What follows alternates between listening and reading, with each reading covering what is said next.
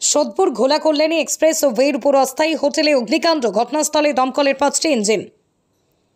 ঘোলা মুড়াগাছা এলাকার অন্তর্গত কল্যাণী এক্সপ্রেস ওয়ের উপর গ্যাস সিলিন্ডার বিস্ফোরণ হয়ে অগ্নিকাণ্ডের ঘটনা ঘটল। অগ্নিকাণ্ডে পুড়ে ছাই হয়ে গেল পরপর 3টি অস্থায়ী হোটেল। ঘটনাকে কেন্দ্র করে এলাকায় ব্যাপক উত্তেজনা ছড়িয়ে পড়ে মানুষের মধ্যে। এক্সপ্রেসওয়ের একদিক বন্ধ রেখেছে প্রশাসন। আগুনে প্রায় লক্ষাধিক টাকার ক্ষয়ক্ষতির আশঙ্কা। ঘটনাস্থলে দমকলের 5টি ইঞ্জিন ও ঘোলা থানার পুলিশ। ঘটনার খবর পেয়ে ঘটনাস্থলে আসেন উত্তর চব্বিশ পরগনা জেলা পরিষদের সদস্য সুপ্রিয়া ঘোষ, দমদম লোকসভা কেন্দ্রের বিজেপি প্রার্থী শিলভদ্র দত্ত। সংবাদ মাধ্যমের মুখোমুখি হয়ে উত্তর চব্বিশ পরগনা জেলা পরিষদের সদস্য সুপ্রিয় ঘোষ এবং দমদম টেক সংবাদ মাধ্যমের মুখোমুখি হয়ে উত্তর চব্বিশ পরগনা জেলা পরিষদের সদস্য সুপ্রিয়া ঘোষ ও দমকল লোকসভা কেন্দ্রের বিজেপি প্রার্থী শিলভদ্র দত্ত জানান, আজকে খারাপে তো কিছু বলার নেই। এখন অ্যাক্সিডেন্টাল হয়েছে, বিরাট ক্ষতি হয়েছে, সবই সম্বল চলে গেছে। এটাকে এতটাকে পাশে দাঁড়ানো নিশ্চয়ই উচিত। আমরা চেষ্টা করবো পাশে দাঁড়ানো। কি কথা বললেন কি? না, ওরা তো এখন আর কথা বলার মুডে নেই। ওদের কথা বলাটাও এখন ব্যাপার না।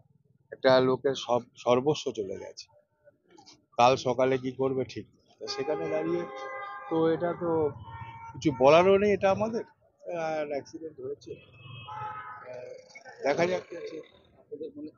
আমরা নিশ্চয়ই পাশে দাঁড়ানোর চেষ্টা করবো। আমি এখানে তো নির্বাচন বিধি আছে, আমি কিছু বলতে পারবো না, তবে নিশ্চয়ই পরিবারগুলোর পাশে দল চেষ্টা করবো। আপনারাও যেটা দেখছেন, আমিও বেশ কিছুক্ষণ আগে খবর পেয়েছিলাম যে এখানে এরকম দোকান ছিল, চায়ের দোকান ছিল সম্ভবত। এবার সেটায় আগুন লেগে গেছে। তো প্রাথমিকভাবে দেখে যা মনে হচ্ছে হয়তো গ্যাস সিলিন্ডার থেকে আগুন লাগতে পারে। ক্ষয়ক্ষতি হয়েছে তা তো এখানে দেখছি পাশাপাশি মনে হয় 2-3টে তো হবেই। মানুষের ভিতরে আতঙ্ক তৈরি হয়েছিল এরকম কল্যাণী এক্সপ্রেসের পাশে এই ধরনের ঘটনা।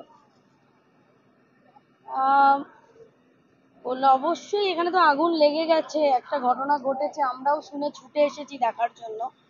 তো এখানে দেখলাম এটা একদম ছোট ছোট যেটা শুনলাম চায়ের দোকান ছিল সাইডে। আবার অনেক সময় রাস্তার ধারে এরকম হঠাৎ করেই ছোট ছোট চায়ের দোকান তৈরি হয়ে যায়, আবার অনেক সময় প্রশাসন এসে এদেরকে সরিয়েও দেয়। এগুলো হয়েছে, এর আগেও দেখেছি যে ছোট ছোট চায়ের দোকান তৈরি হয়, আবার প্রশাসন আসে, তারা দোকানগুলোকে সরিয়ে দেয়। তো এই ঘটনাটা ঘটে গেছে। আমার নাম সুপ্রিয়া ঘোষ, জেলা পরিষদের আমি সদস্য।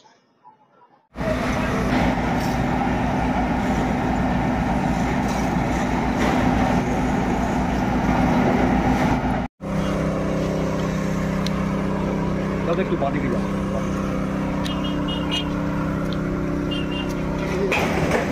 দেখে ভাবো না দেখি